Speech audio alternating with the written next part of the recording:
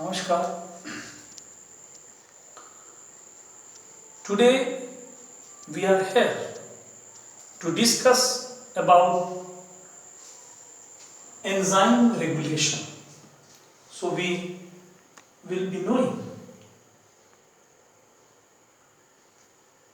what are regulatory enzymes, how enzymes are regulated. Regulate करने का मतलब क्या है? कम और ज्यादा। जब एंजाइम को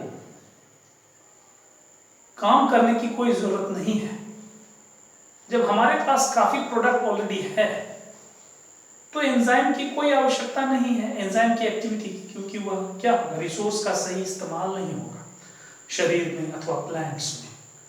तो एंजाइम की जब जरूरत नहीं है हमें, जब प्रोडक्ट की हमें जरूरत नहीं है, अर्थात जब हमें एंजाइम की जरूरत नहीं है, तो एंजाइम को इनएक्टिव होना चाहिए, और जब हमें जरूरत पड़े तो उसे एक्टिव होना चाहिए। इस तरह से एंजाइम को हम लोग कैसे रेगुलेट करते हैं, और वो कौन से एंजाइम हैं जो रेगुलेटेड किसी भी मेटाबॉलिक पाथवे को करता है, वैसे एंजाइम को रेगुलेटरी एंजाइम का दर्जा दिया गया है। ठीक है, तो एंजाइम रेगुलेशन में हम लोग पढ़ेंगे कि what are the ways to regulate enzyme activity, enzyme activity को कम या ज्यादा कैसे करें, और वो कौन से एंजाइम हैं जो कि रेगुलेट किए जा सकते हैं। Enzyme should be regulated, but how and which enzyme should be regulated, ये बात जानना है हमें। तो आप लोग हमेशा जान लें कि एंजाइम वह एंजाइम रेगुलेटेड होगा, कौन सा एंजाइम रेगुलेटेड होगा, जैसे कि कोई चीज रिएक्ट किया, ठीक है, कोई चीज रिएक्ट किया, मान लिए रिएक्शन हुआ, दो चीज रिएक्ट किया और यहां पर एक एंजाइम की उपस्थिति है और प्रोडक्ट बन गया।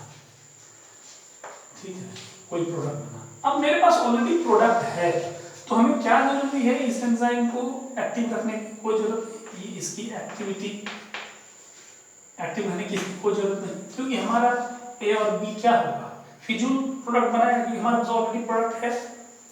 तो हमको कम या ज्यादा एक्टिविटी एंजाइम का करना है, तो यह रेगुलेशन है। ये क्या है, रेगुलेशन। तो एंजाइम का रेगुलेशन हमको कैसे करना है, ये देखना है आज। अब आप देखिए कि मल्टीपल स्टेप्स में अगर कोई चीज बन रहा है, जैसे कि ए पर एंजाइम E1 काम किया, बना बी, बी पर एंजाइम E2 काम किया, बना सी, सी पर इस तरह से है, और अब यहां पर इसको डिसीजन लेना है। मान लेते हैं कि भाई या तो इधर जाएगा, इस पर एंजाइम 3 काम करेगा तो बनाएगा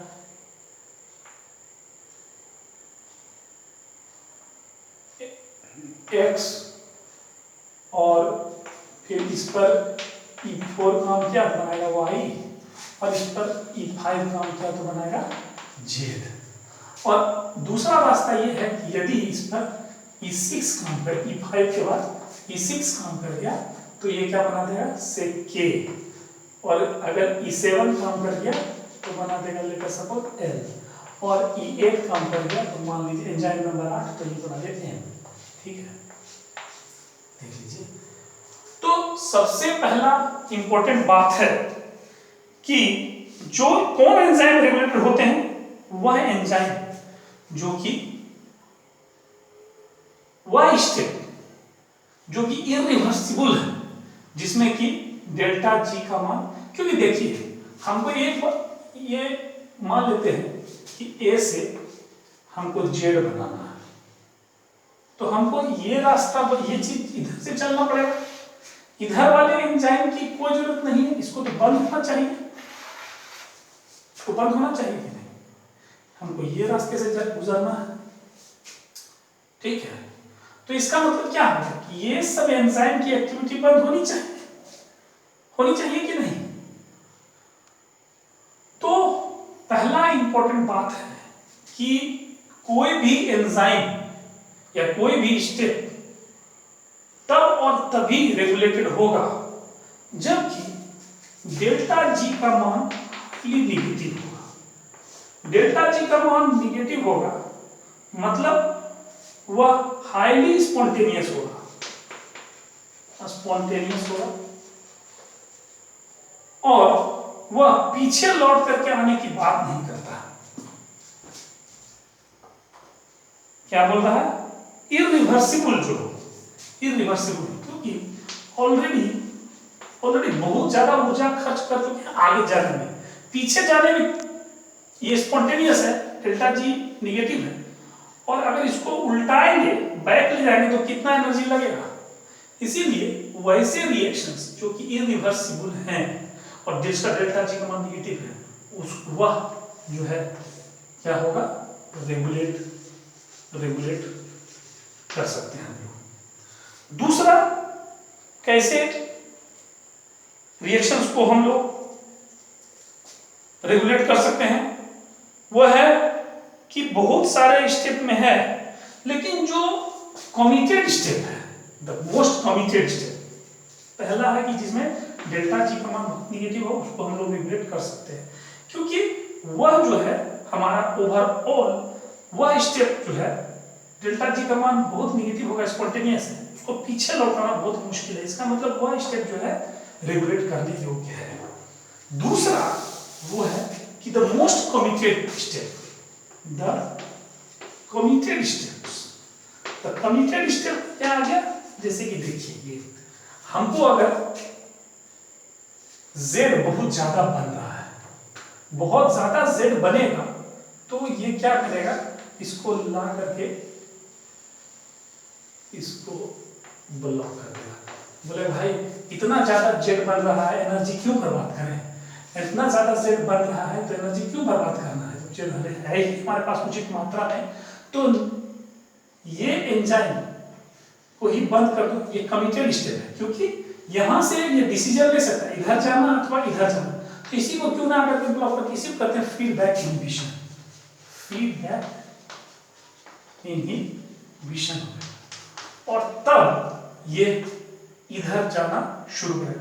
और अगर इसकी मात्रा अगर बहुत ज्यादा हो जाएगी इस प्रोडक्ट की, तो ये इसको इनहिबिट कर देगा।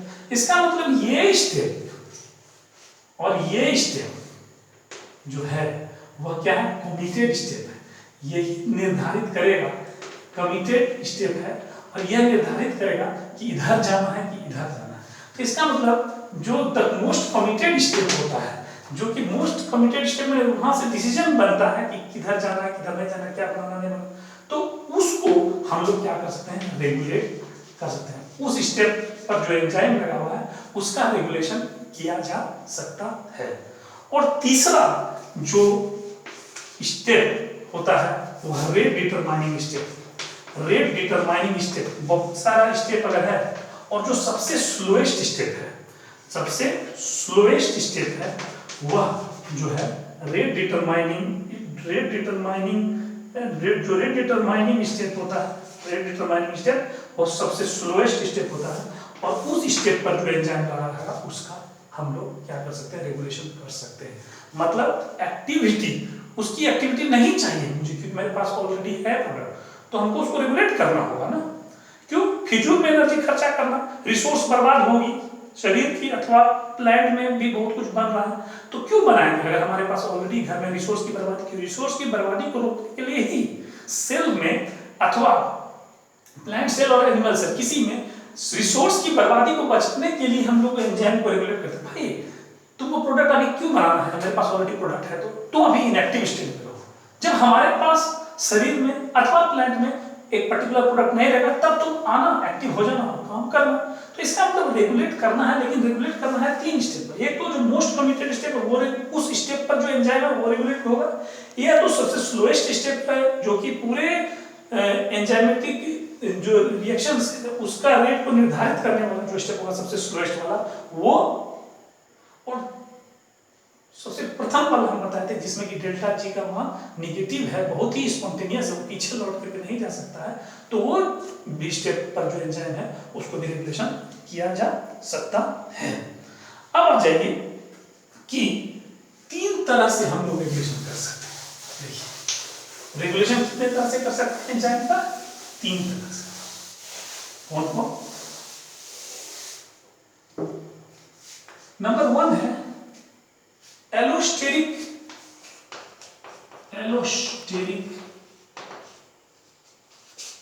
रेगुलेशन, और उसमें हम लोग एलोस्टेरिक एंजाइम्स पढ़ेंगे। एलोस्टेरिक रेगुलेशन, इसी में हम लोग पढ़ेंगे कि एलोस्टेरिक एंजाइम क्या है, एलोस्टेरिक एंजाइम क्या है।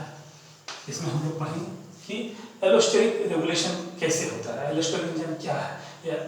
नंबर 2 जो हम लोग को जानना है वो है यह जो होता है यह एलोस्टेरिक रेगुलेशन। दूसरा है कि कोवैलेंट एलोस्टेरिक मॉड्यूलेशन भी कहते हैं, रेगुलेशन या मॉड्यूलेशन कुछ भी कर सकते हैं, रेगुलेशन या मॉड्यूलेशन एक ही बात हुआ। उस तरह से कोवैलेंट मॉड्यूलेशन भी कहते हैं इसको, एलोस्टेरिक मॉड्यूलेशन को हम लोग दूसरा नाम क्या देते हैं, एलोस्टेरिक मॉड्यूलेशन हो गया। उसी तरह से हम लोग जो है covalent modification, allosteric regulation modulation, covalent modification करके एंजाइम में कुछ कोवैलेंट मॉडिफिकेशन करके हम लोग क्या कर सकते हैं, उसको रेगुलेट कर सकते हैं। यह है रिवर्सिबल। ये समझने की कोशिश कीजिए, एलोस्टेरिक एंजाइम पढ़ करके हम लोग देखेंगे कि एलोस्टेरिक एंजाइम क्या है, एलोस्टेरिक रेगुलेशन या मॉड्यूलेशन क्या है, और उसकी मदद से कैसे एंजाइम को हम लोग रेगुलेट कर सकते हैं। एलोस्टेरिक एंजाइम्स उसमें पढ़ेंगे तो हमको जानकारी मिल जाएगी कि एलोस्टेरिक रेगुलेशन क्या है या एलोस्टेरिक एंजाइम्स क्या है। So activity of regulatory enzymes are modulated in a variety of way. जितने भी रेगुलेटरी एंजाइम हैं उनकी एक्टिविटी को हम लोग रेगुलेट या मॉड्यूलेट कर सकते हैं 3 तरह से। एक तो है एलोस्टेरिक रेगुलेशन, दूसरा है कोवैलेंट मॉडिफिकेशन कर सकते हैं, रिवर्सिबल कोवैलेंट मॉडिफिकेशन किया जा सकता है, और तीसरा है कि हम लोग कोवैलेंट मॉडिफिकेशन तो करेंगे एंजाइम में, लेकिन वह रिवर्सिबल नहीं होगा, इरिवर्सिबल होगा। मैं बताता हूं, आपको समझाने की कोशिश करता हूं। मैं क्या बोल रहा हूं कि जो एंजाइम की रेगुलेटरी एंजाइम है, माने जिन्हें रेगुलेट किया जा सकता है, उनको रेगुलेट करने का तरीका 3 है। एक एलोस्टेरिक रेगुलेशन, तो उसमें हम लोग जानेंगे कि एलोस्टेरिक रेगुलेशन क्या है और उसमें कैसे एंजाइम की एक्टिविटी को कम या ज्यादा किया सकता है depending upon the need of the body और नीड ऑफ द सेल। दूसरा है कि एंजाइम को रेगुलेट हम लोग एंजाइम में कुछ कोवैलेंट मॉडिफिकेशन करके, खास करके इसमें हम लोग पढ़ेंगे कि कैसे फॉस्फोरिलेशन डिफॉस्फोरिलेशन करके एंजाइम को हम लोग एक्टिव और इनएक्टिव स्टेट में ला सकते हैं। और तीसरा कोवैलेंट मॉडिफिकेशन या इरिवर्सिबल, क्यों? क्योंकि इसमें प्रोटियोलाइटिक क्लीवेज करके हम लोग जो है इनएक्टिव जाइमोजेंस को हम लोग जो है एक्टिव करते हैं। समझ रहे हैं? मतलब कुल मिला के क्या काम है हमारा, एंजाइम की एक्टिविटी को हमें क्या करना है, रेगुलेट करना है। रेगुलेट करना है का मतलब क्या है कि हमको इसको जब मन होगा इसको हम हमेशा एक्टिव करके हम अपने रिसोर्स क्यों बर्बाद करें, हम अपने सबस्ट्रेट को क्यों प्रोडक्ट में बदले जब हमारे पास ऑलरेडी प्रोडक्ट है। तो हमको क्या करना है, एंजाइम एक्टिविटी को एंजाइम को या तो इनएक्टिव स्टेट में रखेंगे, इनएक्टिव, और जब हमको जरूरत पड़ेगा तब इसको लोग एक्टिव करेंगे। ठीक है, तो यह इनएक्टिव और एक्टिव स्टेट में कब करना है, कितने देर करना है, यह हम 3 तरीके से कर सकते हैं। एक तो एलोस्टेरिक रेगुलेशन के द्वारा, दूसरा है कि कोवेलेंट मॉडिफिकेशन के द्वारा, इसमें सबसे बढ़िया उदाहरण है कि हम लोग एंजाइम को क्या करते हैं, कोवेलेंटली फॉस्फोरिलेट करते हैं, फॉस्फोरिलेशन डीफॉस्फोरिलेशन करके, फॉस्फोरिलेशन इसका सबसे बढ़िया एग्जांपल है, फॉस्फोरिलेशन और डीफॉस्फोरिलेशन करके जब कोई भी एंजाइम को अगर फॉस्फोरिलेट कर देंगे, जैसे कि ग्लाइकोजन फॉस्फोरिलेज एंजाइम है, वो अगर फॉस्फोरिलेट हो जाता है तो वह एक्टिव हो जाता है, और जब डीफॉस्फोरिलेट करते हैं तो इनएक्टिव हो जाता है। इसका मतलब क्या हुआ कि फॉस्फेट जो है जब किसी भी एंजाइम से जाकर के कोवेलेंटली जुड़ता है तो वह हो सकता है कि एंजाइम को एक्टिव कर दे, और जब ना जुड़े तो इनएक्टिव कर दे। इसका मतलब फिर हटा सकते हैं इसको, इसलिए इसका नाम है रिवर्सिबल, ठीक है। लेकिन जरूरी नहीं है कि हर एंजाइम को फॉस्फोरिलेट करने पर वो एक्टिव हो जाएगा और डीफॉस्फोरिलेट करने पर इनएक्टिव, ऐसी बात नहीं है। तो ये है, और कोवेलेंट मॉडिफिकेशन ये रिवर्सिबल हम लोग देखेंगे proteolytic cleavage, proteolytic cleavage. Proteolytic cleavage का मतलब क्या होता है कि कुछ एंजाइम्स जो होते हैं इनएक्टिव रूप में जाइमोजेंस के रूप में रहते हैं, जाइमोजेंस इनएक्टिव रूप में रहते हैं, और इन्हें एक्टिव किया जा सकता है, इसको एक्टिव किया जा सकता है प्रोटियोलाइटिक क्लीवेज के द्वारा। इसको तोड़ करके प्रोटियोलाइटिक क्लीवेज के द्वारा इसे तोड़ करके तब इसे एक्टिव रूप में लाया जाता है। तो इसका मतलब क्या है कि हम किसी भी एंजाइम की एक्टिविटी को रेगुलेट कर सकते हैं तीन विधि से, एलोस्टेरिक रेगुलेशन के द्वारा, या कोवेलेंट मॉडिफिकेशन के द्वारा, फॉस्फोरिलेशन डीफॉस्फोरिलेशन के द्वारा, अथवा कोवेलेंट मॉडिफिकेशन मतलब प्रोटियोलाइटिक क्लीवेज के द्वारा। तो हमारा तीन मुख्य तरीका है एंजाइम को रेगुलेट करने का। हम लोग इस वीडियो में एलोस्टेरिक रेगुलेशन पर चर्चा विशेष करेंगे।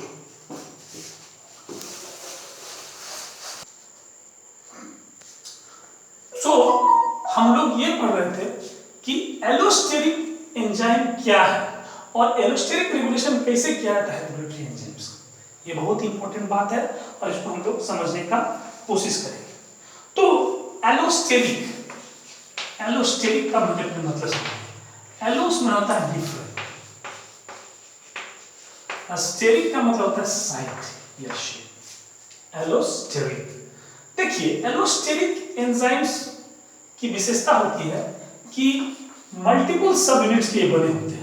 एलोस्टेरिक एंजाइम जो होते हैं, जो एलोस्टेरिक एंजाइम है मतलब जिनका एलोस्टेरिक रेगुलेशन होने वाला है, वह मल्टीपल सब यूनिट के बनते हैं। पहली बात तो ये जान लीजिए, मल्टीपल सब यूनिट, बहुत सारे सब यूनिट के बने होते हैं। और सब यूनिट किसके बनते हैं? पॉलीपेप्टाइड के। तो मल्टीपल सब यूनिट के बने होते हैं, एक बात। और दूसरी बात, इस एंजाइम के पास, इस एंजाइम में जैसे कि मान लेते हैं कि ये एंजाइम है, ठीक है, ये एंजाइम है, इसके पास दो मतलब मल्टीपल सबयूनिट है। मान लीजिए कि एक सबयूनिट ये है, एक सबयूनिट ये है, इसको हम लोग रेगुलेटरी सबयूनिट कहते हैं। मान लीजिए R regulatory subunit let us suppose, ठीक है। और इसको कैटालिटिक सबयूनिट कहते हैं, ठीक है ना। यह अभी इनएक्टिव अवस्था में, इनएक्टिव अवस्था, ठीक है। इसका सबस्ट्रेट है ऐसा रेंगुलुमा और ये गोल है, इनएक्टिव है इसीलिए तो गोल है। अब ये इसमें जाके लग नहीं सकता, ये इसका सबस्ट्रेट है, ठीक। और इसका जो इसके साथ कुछ एक्स्ट्रा चीज, इसके कुछ डिफरेंट साइट पर, एलोस्टेरिक साइट पर, इसको एलोस्टेरिक साइट भी कहते हैं, एलोस्टेरिक साइट। इसका एक जो रेगुलेटरी सबयूनिट है उस पर एलोस्टेरिक साइट लगा हुआ है। ये मान लीजिए एक्टिव साइट, ये एक्टिव साइट है मान लीजिए, और ये मान लीजिए कि एलोस्टेरिक साइट। इस एलोस्टेरिक साइट पर कुछ एक्स्ट्रा चीज लग जाके लगता है, जिसको हम लोग कहते हैं मॉड्यूलेटर्स। क्या कहते हैं? मॉड्यूलेटर्स या इफेक्टर्स। मॉड्यूलेटर्स या इफेक्टर्स। ये मॉड्यूलेटर मान लीजिए जाए कि ऐसा गोल कलर का, ठीक है। और अभी ये एंजाइम क्या है? इनएक्टिव है। क्या है? इनएक्टिव। जैसे मॉड्यूलेटर नॉन कोवेलेंटली, याद है एलोस्टेरिक रेगुलेशन जो होता है, मॉड्यूलेशन नॉन कोवेलेंटली बाइंडिंग होता है मॉड्यूलेटर्स का ऑन द एलोस्टेरिक साइट। तो क्या होगा, यहाँ ये याद रखिएगा, नॉन कोवेलेंट बाइंडिंग। किसका नॉन कोवेलेंट बाइंडिंग होगा? Non covalent binding of modulators, modulators या इफेक्टर्स। मॉड्यूलेटर या इफेक्टर क्या है? कुछ एक्स्ट्रा केमिकल सब्सटेंस है जो कि जा करके उसके एलोस्टेरिक साइड पर, मतलब कि रेगुलेटरी सबयूनिट पर जाकर के बाइंड करता है नॉन कोवेलेंटली। जब इससे जाके बाइंड करेगा तब ये देखिएगा क्या क्या होगा, जब ये इससे जाकर के बाइंड करेगा तब ये अपना धीरे धीरे शेप बदलेगा। और ये देखिए, ये जो ऐसा था शेप, वो शेप ऐसा हो गया, उसमें फिट करेगा वो, और इसका शेप जो था ऐसा, वो अब ऐसा हो जाएगा ताकि उसमें ये सबस्ट्रेट उसमें जा सके। देखिए कॉन्फॉर्मेशनल, ये रेगुलेटरी साइट है, ये कैटालिटिक साइट है। अब देखिए इसका मतलब कि इस मॉड्यूलेटर के या इफेक्टर के इसमें प्रवेश लेने से ये है इफेक्टर या मॉड्यूलेटर, और ये क्या है? सबस्ट्रेट। ये क्या है? सबस्ट्रेट को एस से सूचित करेंगे और मॉड्यूलेटर को एम से सूचित करेंगे। तो जब मॉड्यूलेटर आया तो देखिए एंजाइम का कॉन्फॉर्मेशन में चेंज आ गया। ये देखिए इसका ऐसा ट्रायंगल, ये गोल बन गया, और ये जो गोल था वो ट्रायंगुलर बन गया, और थोड़ा सा चेंज हो गया कॉन्फॉर्मेशन। कॉन्फॉर्मेशन मतलब होता है उसकी जो 3D अरेंजमेंट है, वो कॉन्फॉर्मेशन इसका क्या हो गया? कॉन्फॉर्मेशन इसका क्या हो गया? चेंज कर गया। और चेंज करने से तब जाकर के जो है सबस्ट्रेट एक्टिव साइट अपना एक पर्टिकुलर रूप लिया, जिससे जाकर के ये सबस्ट्रेट बाइंड कर गया। अब यह इसका एक्टिव रूप आ गया, ये एक्टिव रूप में बदल गया। तो इसका मतलब क्या हुआ कि हमेशा एंजाइम काहे के लिए एक्टिव रूप में रहेगा? क्योंकि ये तो बर्बादी होगी, झूठ-मूठ का प्रोडक्ट बनते रहेगा। तो शुरू में एंजाइम क्या है कि वह इनएक्टिव स्टेट में है। क्या है? इनएक्टिव स्टेट में शुरू में एंजाइम, और जब उससे जाकर के मॉड्यूलेटर या इफेक्टर लगता है तब उसके एंजाइम में क्या आता है? कॉन्फॉर्मेशनल चेंज आता है। ऐसा चेंज आता है क्योंकि एक सबयूनिट जब चेंज करता है तो दूसरा के सबयूनिट को भी कॉन्फॉर्मेशन में चेंज करता है। ये जो है मतलब कोऑपरेटिव ढंग से होता है कि एक सबयूनिट दूसरे सबयूनिट, एक सबयूनिट में कन्फॉर्मेशन चेंज होगा, दूसरे सबयूनिट में कन्फॉर्मेशन चेंज करेगा, कैटालिटिक साइट चेंज करेगा, तब उससे जाकर सबस्ट्रेट लगेगा, और तब ये जाकर के जो करना होगा ये करेगा। क्या करना होता है? इसको आप जानते हैं, प्रोडक्ट बनाना होगा। क्योंकि हमेशा क्यों प्रोडक्ट बनाएंगे? हमेशा प्रोडक्ट बनाने की जरूरत नहीं है, इसको इनएक्टिव रूप में है। लेकिन जब ये मॉड्यूलेटर आएगा तब ये होगा, मॉड्यूलेटर नहीं आएगा तो नहीं होगा। तो देखिए ये मॉड्यूलेटर और इफेक्टर दो तरह के हो सकते हैं। क्या? या तो ये एक्टिवेटर का काम करेगा या फिर ये इनहिबिटर का काम कर सकता है। याद रहे कि इफेक्टर या मॉड्यूलेटर दो तरह का हो सकता है, या तो वह एक्टिवेटर की तरह काम करेगा या इनहिबिटर की तरह। जब वह एक्टिवेटर की तरह काम करेगा तो एंजाइम को वह एक्टिव कर देगा, जब वो इनहिबिटर की तरह काम करेगा तो एंजाइम को इनएक्टिव कर देगा। तो यहाँ इसका मतलब क्या हुआ कि रेगुलेशन हो रहा है कि भाई एंजाइम तुम मत जाकर के प्रोडक्ट बनाओ। क्यों? हमारे पास ऑलरेडी बहुत ज्यादा प्रोडक्ट है। तो उस स्थिति में इनहिबिटर आकर के लग जाएगा और इसको जो है सबस्ट्रेट को नहीं छूने देगा, प्रोडक्ट नहीं बनेगा। जब वहां पर कि नहीं बहुत जरूरत है प्रोडक्ट की, तो हमको क्या बोलेंगे? वहां पर एक्टिवेटर नामक मॉड्यूलेटर जाएगा। मॉड्यूलेटर या इफेक्टर ही दो तरह के होते हैं, एक्टिवेटर और इनहिबिटर। यही एक्टिवेटर के रूप में जब ये काम करने लगता है तो वह क्या करता है कि जाकर के वह उसको एक्टिव बना देता है और प्रोडक्ट खूब बनने लगता है। तो देखिए रेगुलेशन हो रहा है कि नहीं? तो एलोस्टेरिक, एलोस माने होता है डिफरेंट, और स्टेरिक में होता है साइट। डिफरेंट साइट पर जा करके कुछ केमिकल सब्सटेंस जिसे मॉड्यूलेटर या इफेक्टर कहते हैं वो लगते हैं, तब जा करके एंजाइम के सब यूनिट्स में कन्फॉर्मेशनल चेंज आता है। एक सब यूनिट में जो कन्फॉर्मेशनल चेंज आता है वो दूसरे सब यूनिट में ट्रांसफर होता है, और इस तरह से हम लोग देखते हैं कि ट्रांसफॉर्म हो करके जब कन्फॉर्मेशन में चेंज आएगा तो जब उसका स्ट्रक्चर में चेंज आएगा, देखिए कन्फॉर्मेशन में चेंज आएगा। कन्फॉर्मेशन में चेंज आने का मतलब क्या होगा? सब यूनिट जो पॉलीपेप्टाइड के बने हुए हैं उसका स्ट्रक्चर में चेंज आएगा, और स्ट्रक्चर में चेंज आएगा तो फंक्शन में चेंज आएगा। याद है ना? वो फंक्शन में चेंज आएगा। जब कन्फॉर्मेशन में चेंज आने का मतलब क्या होगा? Change in structure, structure change कर गया, और स्ट्रक्चर जब चेंज कर गया तब फंक्शन इसका चेंज कर गया, जो इनएक्टिव चीज था वो एक्टिव हो गया। तो इस तरह से हम लोग देखते हैं कि एलोस्टेरिक एंजाइम्स क्या हैं, एलोस्टेरिक मॉड्यूलेटर्स क्या हैं, एलोस्टेरिक इफेक्टर्स उसी कहते हैं। और हम लोग देखते हैं कि यहाँ पर नॉन कोवेलेंट मॉडिफिकेशन होता है, यहाँ पर नॉन कोवेलेंट इंटरेक्शन हो रहा है। याद रहे एक बात। दूसरी बात जो मैं आपको बताना चाहता हूं वो है कि होमोट्रोपिक और हेट्रोट्रोपिक एलोस्टेरिक एंजाइम्स क्या होते हैं, ये आपको बताना बहुत जरूरी है। Homotropic allosteric enzymes generally are multi subunit enzymes जिसमें कि खुद स्वयं सबस्ट्रेट, देखिए एक टर्म है आपको क्या है, पहले एलोस्टेरिक एंजाइम, अगर आपको ये तो पिक्चर के जरिए समझाने की कोशिश की। एलोस्टेरिक एंजाइम क्या है, तो आप एलोस्टेरिक एंजाइम के बारे में ये लिख सकते हैं कि a multi subunit protein, a multi सब यूनिट प्रोटीन, क्योंकि एंजाइम्स तो प्रोटीन का बना होगा, तो मल्टी सब यूनिट प्रोटीन हुज एक्टिविटी, जिसकी की क्रिया, हुज एक्टिविटी इज अफेक्टेड, जिसकी की एक्टिविटी प्रभावित होती है, किससे, by other molecules, by other molecules, और वो अदर मॉलिक्यूल क्या है, बाय अदर मॉलिक्यूल्स, राइट, वही अदर मॉलिक्यूल्स है आपका इफेक्टर, उसी को इफेक्टर बोल लीजिए, मॉड्यूलेटर बोल लीजिए, जो बोलना है बोलिए, समझ में आ रहा है। A multi-subunit protein whose activity is affected by other molecules called effector or modulator, है ना। तो एलोस्टेरिक इफेक्टर, अब देखिए, तब आपको अगर आपसे पूछा जाए कि इफेक्टर किसे कहेंगे, तो हम उसका एलोस्टेरिक इफेक्टर का भी हम लोग परिभाषित कर सकते हैं।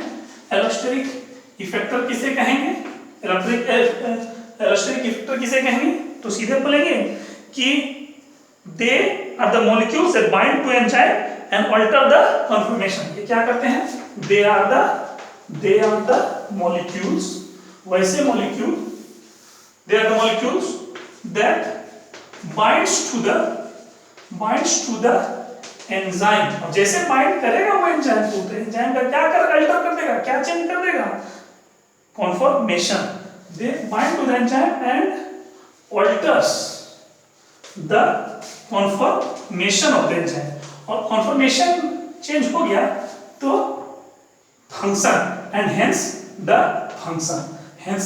function of the enzyme is changed। तो पहले जो एंजाइम इनएक्टिव था वो एंजाइम क्या हो जाएगा, एक्टिव हो जाएगा, नहीं हो जाएगा।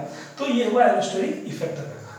अब आप समझिए बात को कि होमोट्रोपिक एलोस्टेरिक एंजाइम्स और हेट्रोट्रोपिक एलोस्टेरिक एंजाइम्स क्या होता है। होमोट्रोपिक ट्रोपिक इफेक्ट या होमोट्रोपिक एलोस्टेरिक एंजाइम क्या होगा, और दूसरा है हेट्रोट्रोपिक एलोस्टेरिक एंजाइम। ये समझ लेंगे आप तो आपका मैक्सिमम काम समझिए कि बन जाएगा। अगर आप इसको समझ लेंगे, थोड़ा सा समय देंगे मुझे, और अगर ये समझ लेंगे आप तो आपका मैक्सिमम काम बन जाएगा। एलोट्रोपिक इफेक्टर या एलोट्रोपिक किसे कहते हैं, समझ, होमोट्रोपिक किसे कहेंगे बताइए। होमोट्रोपिक में क्या होगा कि होमोट्रोपिक एलोस्टेरिक एंजाइम की विशेषता है कि allosteric enzymes generally are multiple subunit protein and the same binding site on each subunit function as both the active site and the regulatory site। Substrate ही यहाँ पर होमोट्रोपिक में क्या था, खुद हमारा सबस्ट्रेट ही जब इफेक्टर की तरह काम करे, खुद स्वयं सबस्ट्रेट जब when substrate itself act as an effector। याद है, जब हमारा सबस्ट्रेट ही स्वयं मॉड्यूलेटर या इफेक्टर की तरह काम, जनरली एक्टिवेटर की तरह, इफेक्टर में जनरली ये इनहिबिटर की तरह काम करता नहीं है सर, जनरली एक्टिवेटर की तरह काम, इफेक्टर या कहिए कि इफेक्टर कह लीजिए या मॉड्यूलेटर। जब स्वयं सबस्ट्रेट ही हमारा इफेक्टर या मॉड्यूलेटर की तरह काम करने लगे, खास करके ये एक्टिवेटर की तरह काम करता है, ना कि इनहिबिटर की तरह, तो जब सबस्ट्रेट स्वयं इफेक्टर और मॉड्यूलेटर की तरह काम करे तो हम लोग होमोट्रोपिक एलोस्टेरिक एंजाइम इसमें कहेंगे। क्या कहेंगे कि होमोट्रोपिक एलोस्टेरिक एंजाइम क्या करता है, यह क्या करता है, same binding site on each subunit function as both active site and regulatory site, माने एक ही वही सबयूनिट जैसे बहुत सारे सब यूनिट बने हुए हैं, मान लिया कि एक सब यूनिट के बना हुआ है, फिर मल्टीपल सब यूनिट का दूसरा सब यूनिट का बना हुआ है, तीसरा सब यूनिट का बना हुआ है ये एंजाइम, ठीक है। तो एक ही सब यूनिट पर रेगुलेटरी साइट भी है और कैटालिटिक साइट भी है ना। रेगुलेटरी साइट भी है, रेगुलेटरी साइट भी है और उसी सब यूनिट पर कैटालिटिक साइट भी है। ये कहां पर संबंध बताइए? इसका मतलब क्या है कि इसका एक्टिव साइट और रेगुलेटरी साइट दोनों एक ही है? नहीं, इसका मतलब यह हो गया कि यह इसका मतलब यहाँ पर कौन जाएगा बाइंड करने के लिए? उसी जगह पर, उसी जगह पर तो सबस्ट्रेट ही जाएगा, सबस्ट्रेट ही जाएगा, सबस्ट्रेट ही जा सकता है। When in a multi-subunit protein, substrate is going and binding and acting as an effector and modulator, especially activator, तब हम लोग उसको कह देंगे होमोट्रोपिक एलोस्टेरिक एंजाइम। क्यों भाई? क्योंकि इसमें एक सबयूनिट पर ही रेगुलेटरी साइट भी है, कैटालिटिक साइट है, और जब यह एक बार किसी रेगुलेटरी साइट से जुड़ जाएगा तो बाकी सबयूनिट पर भी जो है सबस्ट्रेट की बाइंडिंग को ये बढ़ाना शुरू करता है। बिल्कुल जैसे कि आप देखे होंगे, एक बार इसको देख लीजिए, इसका उदाहरण मैं दूसरे लॉजिक से समझाने की कोशिश। जब ऑक्सीजन हेमोग्लोबिन के साथ बाइंड करता है तो एक ऑक्सीजन का हेमोग्लोबिन के साथ बाइंड करना ये कोऑपरेटिव नेचर शो करता है, कोऑपरेटिव नेचर शो करता है। तो दूसरा ऑक्सीजन को भी मतलब हेमोग्लोबिन सबयूनिट के साथ बाइंड करने में मदद कर जाता है। तो उसी प्रकार यहाँ पर भी है। मैं क्या बोल रहा हूँ कि homotropic allosteric enzymes are multi subunit proteins और the same binding site on each subunit function as both active site and regulatory site. Most commonly, the substrate act as a positive modulator, activator, because the subunit acts cooperatively. Cooperatively मतलब the binding of one molecule of substrate to one binding site alters the enzyme conformation and enhance the binding of subsequent substrate molecules. क्या है? एक substrate molecule एक subunit के साथ bind कर दिया तो वह दूसरे वाले को कोऑपरेटिवली बाइंड करने में मदद करेगा, फिर तीसरे वाले सबयूनिट से भी वह सबस्ट्रेट को बाइंड करने में मदद करेगा। यहाँ पर कोऑपरेटिव नेचर शो करेगा। मतलब एक ही सबयूनिट, मल्टीपल सबयूनिट के बने हैं और एक ही सबयूनिट पर हमारा रेगुलेटरी साइट भी है और कैटालिटिक साइट जिसको कहते हैं एक्टिव साइट भी है, ठीक है। और यह तभी संभव है जब हमारा सबस्ट्रेट स्वयं इफेक्टर या एक्टिवेटर का, मॉड्यूलेटर या एक्टिवेटर का काम करे और यह बिल्कुल कोऑपरेटिव नेचर शो करता है, जिसमें कि एक सबस्ट्रेट के बाइंड करने से जब उसका एक्टिविटी बढ़ जाता है, एक्टिवेटर के द्वारा काम करता है, तो वह कोऑपरेटिव ढंग से, जैसे ऑक्सीजन के साथ हेमोग्लोबिन बाइंड करता है तो एक बार बाइंड करता है तो दूसरे ऑक्सीजन को भी दूसरे सबयूनिट्स के साथ जुड़ने में सहायक साबित होता है। उसी प्रकार यहाँ पर भी वह काम करता है होमोट्रोपिक। और हेटेरोट्रोपिक में क्या होता है? हेटेरोट्रोपिक में कोई दूसरा सबस्ट्रेट छोड़ करके, तो होमोट्रोपिक की परिभाषा हम कैसे लिखें बताइए कि binding of a substrate at one site affects the binding of the same substrate at other site. हम कर सकते हैं ऐसे लिखते हैं when binding of a substrate, जब सबस्ट्रेट बाइंड करता है, when binding of a substrate affect when binding of a substrate at active site affect binding of the substrate at the other site. When binding of a substrate at active site affects the binding of the same substrate at other sites, other subunits, ठीक है ना। तो यह होगा होमोट्रोपिक। और हेटेरोट्रोपिक allosteric enzyme में क्या होता है? हेटेरोट्रोपिक एलोस्टेरिक एंजाइम में क्या होता है कि binding of A ligand different from the substrate, substrate छोड़ करके कोई दूसरा लिगैंड नहीं, बाइंडिंग ऑफ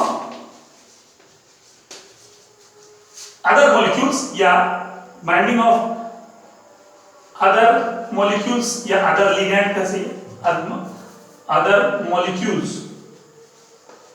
या लिगैंड, जब एक मॉलिक्यूल या लिगैंड बाइंड करेगा तो वो क्या करेगा? सबस्ट्रेट को binding of ligand different from the substrate नहीं, डिफरेंट फ्रॉम सबस्ट्रेट, सबस्ट्रेट को छोड़ करके कोई दूसरा लिगैंड या मॉलिक्यूल क्या करे, बाइंडिंग ऑफ अदर मॉलिक्यूल और ligand different from substrate affects the binding of the substrate, affects the binding of the substrate, substrate की बाइंडिंग को बढ़ा देगा या घटा देगा, बताया ना अभी तुरंत बताया कि यहाँ पर ये एक एंजाइम था और जब इससे ये बाइंड किया तब जाकर के ये अपना जो शेप ऐसे था वो शेप को बदल करके इस तरह का कर लिया।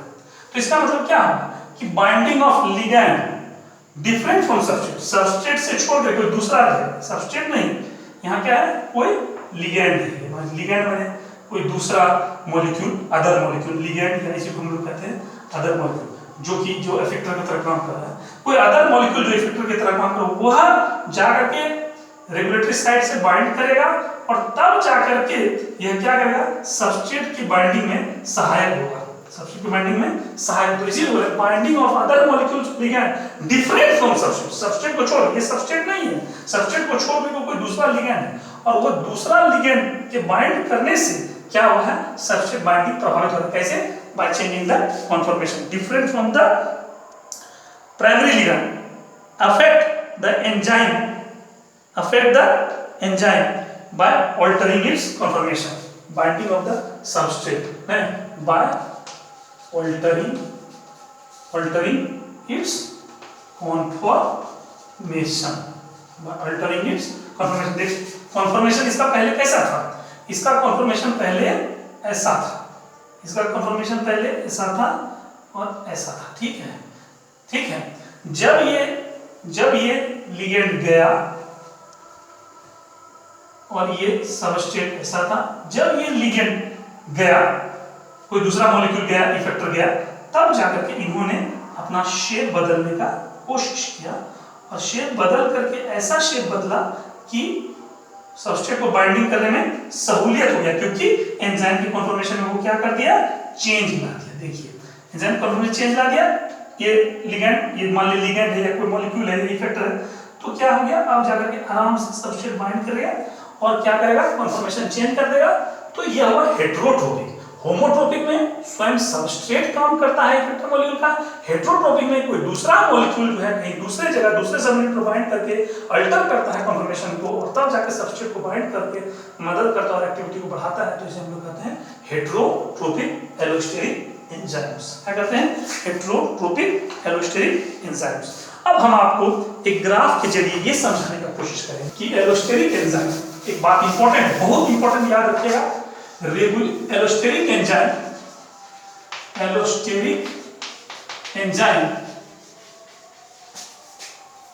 Do not follow the Michaelis Menten equation. Michaelis Menten kinetics को फॉलो नहीं करता, याद रहे एक बात, ये बहुत इंपॉर्टेंट बात है। Allosteric enzyme do not follow, non regulatory enzyme follow करता है माइकेलिस, लेकिन जो रेगुलेटरी एंजाइम है, मतलब कि जितने भी एलोस्टेरिक एंजाइम भी रेगुलेटरी एंजाइम है, ये do not follow Michaelis Menten kinetics. ये बहुत इंपॉर्टेंट बात है। और दूसरी बात है कि जैसे कि वहां पर ग्राफ अगर खींचते थे आप सबस्ट्रेट के बीच में और वेलोसिटी के बीच में, तो वहां पर क्या होता है, हाइपरबोलिक कर्व आता था, ऐसे हाइपरबोलिक कर्व। यहां पर हाइपरबोलिक कर्व में आता है, यहां पर सिग्मोइड कर्व आता है, इस तरह से सिग्मोइड। देखिए हाइपरबोलिक और सिग्मोइड कर्व में अंतर है। माइकेलिस मेंटेन में ऐसा कर्व आता था, ऐसे जाता था, इसको कहते हैं हाइपरबोलिक कर्व। और ये है एस शेप कर्व, इसको कहते हैं एस शेप या सिग्मोइड कर्व। क्या कहते हैं इसको, एस शेप या सिग्मोइड कर्व आता है, समझ रहे हैं आपको। तो ये है होमोट्रोपिक में ही आपको उदाहरण दे रहे हैं कि यहाँ पर देखिएगा कि यहाँ पर भी आपको लिया कि यहाँ पर भी मैक्सिमम वेलोसिटी है और यहाँ पर भी हाफ भी मैक्स अगर हो जाए तो क्या हम इसे कह सकते हैं कि हम जी नहीं, यहाँ पर ये माइकेलिस मेंटेन इक्वेशन को फॉलो करके के एम ना करके K 0.5 या S 0.5 सूचित कर सकते हैं आप, लेकिन इसको आप कभी भी Km नहीं कर सकते, क्योंकि यह माइकलिस मेंटन इक्वेशन को फॉलो नहीं करता, क्योंकि यह माइकलिस मेंटन इक्वेशन को फॉलो नहीं करता। एक बात। दूसरी बात जो हम बता सकते हैं, ये तो होमोट्रोपिक के केस में आपको बता रहे हैं, और यहाँ पर क्या होता है, कोऑपरेटिव बाइंडिंग होता है। एक सबनेट पर बाइंड जब कर जाता है मॉड्यूलेटर तो एक्टिवेटर सबस्ट्रेट, तो वो क्या करता है, दूसरे सबनेट पर भी सहायक के रूप में कन्फर्मेशन चेंज करके उस सबस्ट्रेट को बाइंड करने में मदद करता है। ठीक है, अब आप देखिए यदि वह हेटेरोट्रोपिक है तो वहां पर क्या होगा, अगर एक्टिवेटर की तरह वो काम कर रहा है, मान लीजिए यह जो है सिग्मॉइड कर्व है विदाउट, यह सिग्मॉइड कर्व क्या है, without any effector, without modulator, without मतलब विदाउट मॉड्यूलेटर में कंट्रोल है, विदाउट मॉड्यूलेटर यही होगा।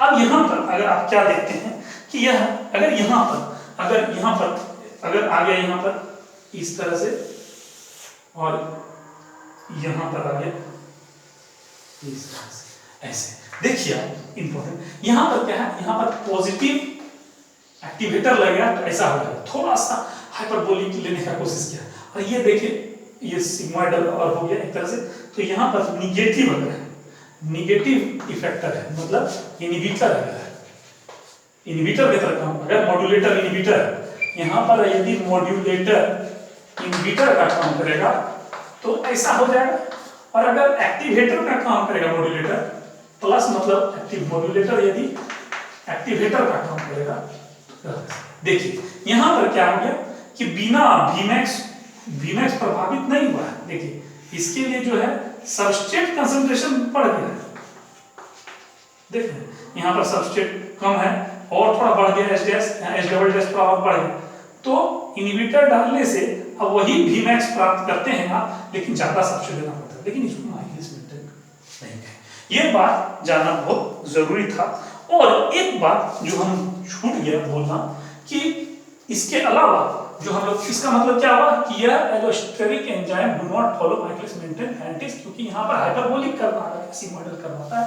और एक बात और आपको बोल दें लास्ट में एलोस्टेरिक एंजाइम को समझने के लिए कि देखिए इसका दो रूप चलता है, जैसे कि ये एंजाइम है, मान लेते हैं ये एंजाइम है, ठीक है, कुछ शेप बना लेते हैं ऐसा, यह जो है एंजाइम है, ठीक ना। इसका दो रूप चलता है, दो रूप चलता है। एक रूप है इसका,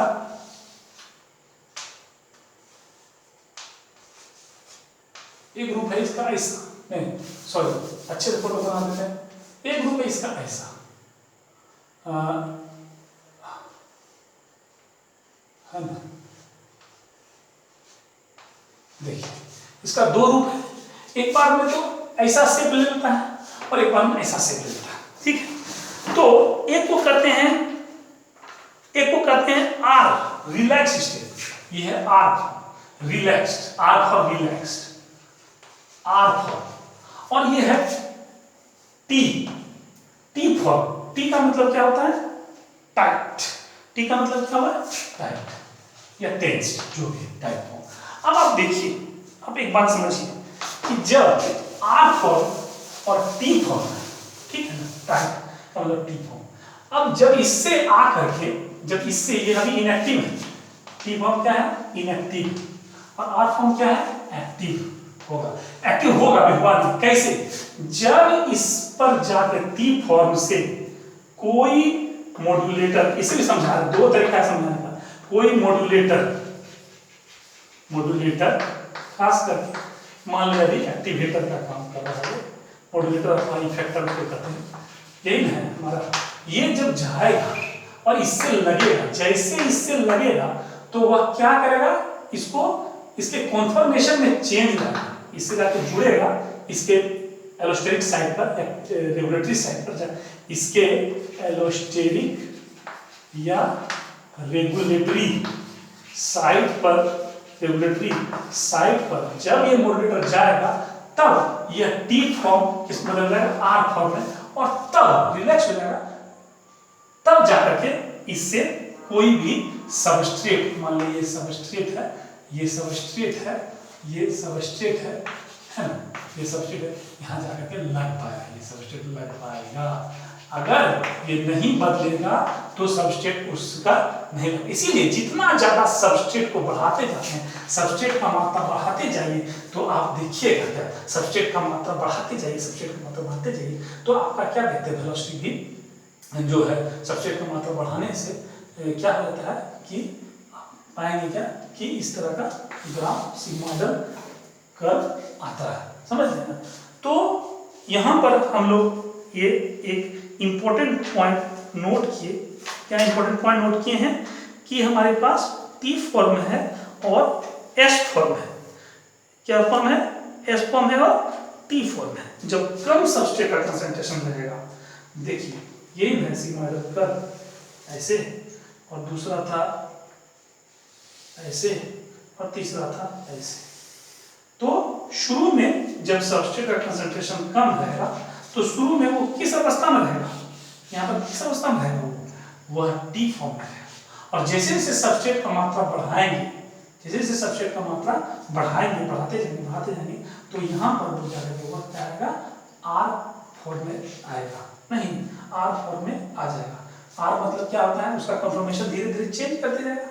तो ये लगा कंफर्मेशन चेंज होता है, अधिक से अधिक सबस्ट्रेट आ करके और वह जो है क्या करेगा, कैटालिटिक एक्टिविटी बढ़ जाएगा। तो इसका मतलब क्या हुआ कि कैटालिटिक एक्टिविटी को बढ़ाना है आपको यदि, तो आपको क्या करना पड़ेगा कि वहाँ पर जो है कि यह तब है जबकि एक्टिवेटर दिए हैं, यह तब है जबकि एक्टिवेटर या मॉड्यूलेटर नहीं दिए हैं। समझ रहे हैं ना, ये मॉड्यूलेटर बाद में यहाँ से लिख देते हैं, जब ये मॉड्यूलेटर यहाँ पर नहीं दिए हैं और यहाँ पर इनहिबिटर डाल दिए हैं, यहाँ पर कोई मॉड्यूलेटर डाल दिएगा तो ऑब्वियसली वह आर्क में जाएगा, रिलैक्स में जाएगा और ज़्यादा से ज़्यादा आपका क्या होगा, इस तरह से होगा।